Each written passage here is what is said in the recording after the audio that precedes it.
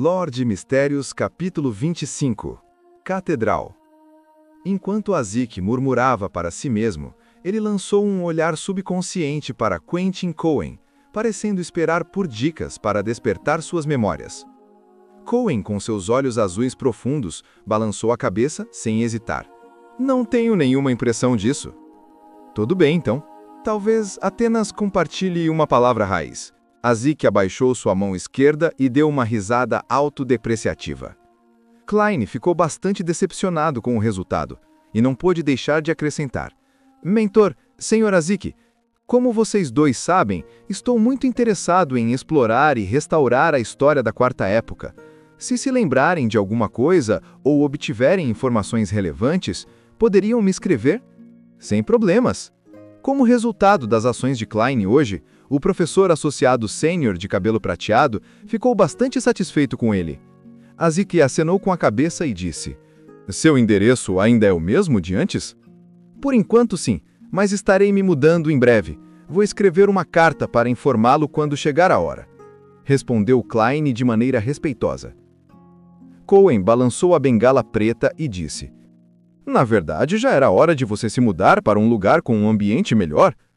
Naquele momento, Klein deu uma olhada no jornal na mão de Azik. Ele refletiu sobre suas palavras antes de dizer, mentor, Sr. Azik, o que os jornais disseram sobre Welch e Naya? Só aprendi um pouco com os policiais que estavam a cargo das investigações. Azik estava prestes a responder quando Cohen de repente puxou o relógio de bolso que estava preso ao seu smoking preto por uma corrente dourada. Clique! Ele abriu o relógio e bateu com a bengala. A reunião está prestes a começar, Azik. Não podemos nos atrasar mais. Dê o jornal para Moretti. Tudo bem. Azik entregou o jornal que ele havia lido a Klein. Vamos subir. Lembre-se de escrever uma carta. Nosso endereço ainda é o mesmo de antes. Ainda é o escritório do Departamento de História da Universidade Coy. Ele riu ao se virar e sair da sala com Cohen. Com as costas contra o sol, ergueu a bengala, desdobrou o jornal e viu o título. Jornal da Manhã de Tingen. Tingen com certeza tem todos os tipos de jornais e revistas. Há o Jornal da Manhã, o Jornal da Noite, o Jornal Honesta, a Tribuna Diária de Beckland, o Jornal Tuscock, revistas de família e resenhas de livros. Klein casualmente se lembrou dos vários nomes que surgiram em sua mente. Claro, alguns deles não eram locais. Eles eram distribuídos pelas locomotivas a vapor. Agora que as indústrias de papel e impressão estavam ficando mais avançadas, o custo de um jornal já caiu para o preço de 1 centavo. O público alcançado também cresceu cada vez mais. Klein não examinou os detalhes do jornal, passando logo para a seção de notícias com a reportagem Assassinato por assalto à mão armada. De acordo com o departamento de polícia, a cena na casa do Sr. Welch era uma visão horrível. Faltavam ouro, joias e dinheiro, assim como qualquer coisa valiosa que pudesse ser retirada com facilidade. Nenhum centavo foi deixado para trás. Há motivos para acreditar que isso foi feito por um grupo impiedoso de criminosos que não hesitaria em matar inocentes, como o Sr. Welch e a Sra. Naya, se vissem seus rostos. Isso é um total desprezo pelas leis do nosso reino. Isso é um desafio para a segurança pública. Ninguém deseja ter tal encontro. Claro, uma boa notícia é que a polícia localizou o assassino e capturou o principal culpado. Faremos o nosso melhor para fornecer notícias sobre qualquer acompanhamento. Repórter John Browning. O assunto foi tratado e encoberto. Enquanto caminhava pela rua arborizada, Klein acenou com a cabeça de maneira quase imperceptível. Ele folheava o jornal ao mesmo tempo que caminhava, lendo os outros artigos de notícias e seriados. No processo, de repente ele sentiu os cabelos da nuca se arrepiarem, como se agulhas o perfurassem. Alguém está me observando? Me observando? Me espiando? Vários pensamentos ocuparam a mente de Klein. Quando ele teve uma vaga percepção, na Terra, uma vez ele sentiu um olhar invisível antes de descobrir a fonte do olhar. No entanto, nunca pareceu tão claro quanto o que sentia agora. Era assim mesmo nos fragmentos de memória do Klein original. Foi a transmigração ou o misterioso ritual de aumento de sorte que aumentou meu sexto senso? Klein lutou contra o impulso de procurar o observador. Usando seu conhecimento de leitura de romances e filmes, ele diminuiu o ritmo e guardou o jornal antes de olhar para o rio Khoi. Em seguida, ele agiu como se estivesse admirando a paisagem, devagar virando a cabeça em diferentes direções. Ele agiu de forma natural enquanto se virava, observando tudo com os olhos. Além das árvores, planícies gramadas e estudantes passando ao longe, não havia outras pessoas ali. Mas Klein tinha certeza de que alguém estava observando-o. Isso? O coração de Klein disparou enquanto seu sangue corria pelo corpo com as batidas intensas. Ele desdobrou os papéis e cobriu metade do rosto com medo de que alguém descobrisse alguma coisa errada em sua expressão. Enquanto isso, ele apertou a bengala e se preparou para sacar a arma. 1 passo, 2 passos, 3 passos. Klein avançou lentamente. A sensação de estar sendo espionado permaneceu, mas não houve nenhuma explosão repentina de perigo. Ele caminhou pela avenida de maneira um tanto rígida e chegou ao ponto de espera para carruagens públicas quando uma carruagem parou coincidentemente. Rua Cruz, Zultland. Não, Rua Champagne. Klein descartou seus pensamentos de forma contínua. Seu plano original era voltar para casa direto, mas estava com medo de levar um observador com intenções desconhecidas ao seu apartamento. Depois disso, pensou em ir para a Rua Zultland para buscar ajuda dos falcões noturnos ou de seus colegas. No entanto, decidiu o contrário, com medo de acabar alertando seu inimigo e expor seus companheiros. Portanto, ele escolheu outro lugar de forma casual. 6 pence, respondeu o bilheteiro como sempre. Klein não trazia nenhuma libra de ouro hoje. Havia escondido o dinheiro no lugar de sempre e levado apenas 2 soles consigo. E antes de vir, gastou a mesma quantia de dinheiro, deixando-o com 1 sole e 6 centavos. Portanto, ele pegou todas as suas moedas e as entregou ao bilheteiro. Ele encontrou um assento depois de embarcar na carruagem e, por fim, com o fechamento das portas da carruagem, Klein sentiu que o desconforto de ser observado desapareceu. Ele exalou aos poucos quando sentiu seus membros formigarem de leve. O que eu faço? O que eu devo fazer a seguir? Klein olhou para fora da carruagem enquanto procurava uma solução. Até que compreendesse as intenções da pessoa que o observava, Klein tinha que assumir que havia uma intenção maliciosa. Muitos pensamentos surgiram em sua mente, mas ele os dispensou. Nunca havia passado por um evento como esse e precisou de alguns minutos para organizar suas ideias. Ele tinha que notificar os falcões noturnos. Só eles poderiam de fato se livrar dessa ameaça.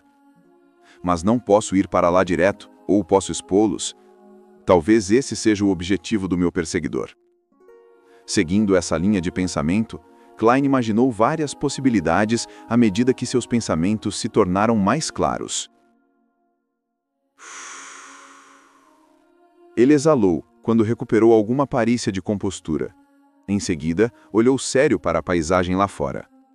Não houve acidentes no caminho para a Rua Champagne, mas quando Klein abriu a porta e saiu do carro, a sensação incômoda de estar sendo observado voltou de imediato.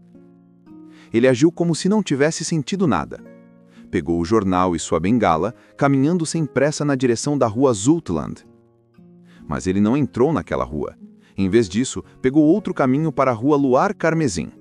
Ali havia uma bela praça branca, assim como uma grande catedral de topo pontiagudo. Catedral de Santa Selena, a sede da igreja da deusa da noite eterna em Tingen. Como crente, não havia nada de estranho em participar da missa ou rezar em seu dia de folga. A catedral exibia um design semelhante ao estilo gótico da terra. Também tinha uma torre de relógio alta, preta e imponente, situada entre janelas quadriculadas azuis e vermelhas. Klein entrou na catedral e seguiu por um corredor até a sala de orações. Ao longo do caminho, os vitrais eram compostos de padrões de vidro vermelho e azul, que permitiam que a luz colorida brilhasse no corredor. O azul estava mais próximo do preto, o vermelho da mesma cor da lua carmesim. Isso fazia com que os arredores parecessem incomumente escuros e misteriosos. A sensação de estar sendo observado desapareceu. Klein agiu como se não estivesse perturbado enquanto caminhava em direção ao salão de oração aberto. Não havia janelas altas aqui. A escuridão profunda foi enfatizada, mas atrás do altar sagrado em forma de arco, na parede diretamente oposta à porta, havia cerca de 20 orifícios circulares do tamanho de um punho, que permitiam que a luz do sol radiante entrasse no salão. Era como quando os pedestres olhavam para cima em uma noite escura para ver as estrelas cintilantes em toda a sua nobreza, pureza e santidade. Embora Klein sempre tenha acreditado que os deuses poderiam ser analisados e compreendidos, não pôde deixar de baixar a cabeça aqui. O bispo estava pregando, em um tom gentil, enquanto Klein seguia em silêncio pelo corredor que dividia os bancos em duas colunas. Ele procurou por uma área vazia perto da passagem antes de se sentar lentamente. Apoiando sua bengala no banco à sua frente, Klein tirou seu chapéu e o colocou no colo, junto com o jornal. Depois, juntou as mãos e abaixou a cabeça. Todo o processo foi feito sempre e de forma praticada, como se ele de fato estivesse ali para rezar.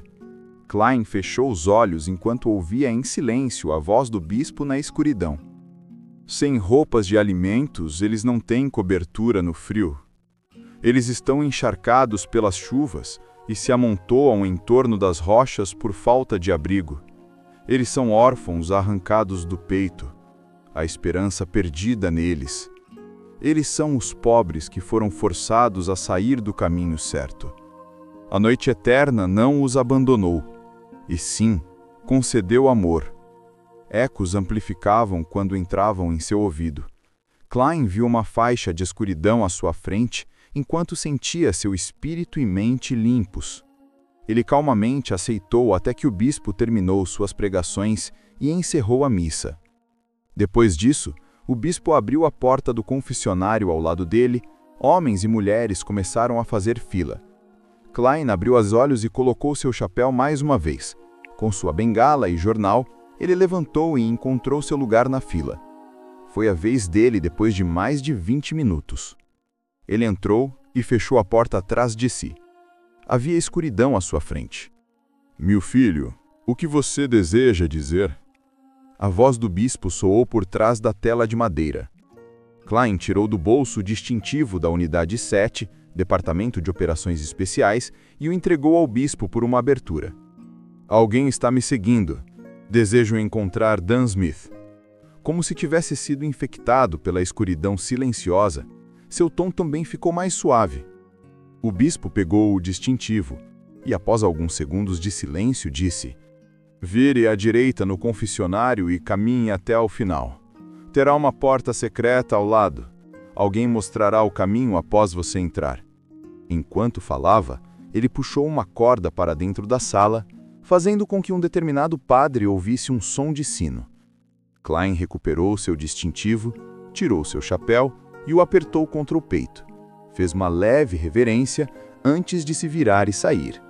Depois de confirmar que a sensação de estar sendo observado havia desaparecido, usou sua meia cartola.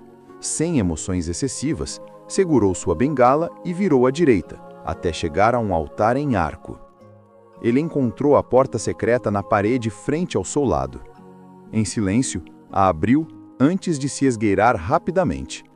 A porta secreta fechou sem fazer barulho quando um padre de meia-idade vestido de preto apareceu sob a iluminação de lâmpadas a gás.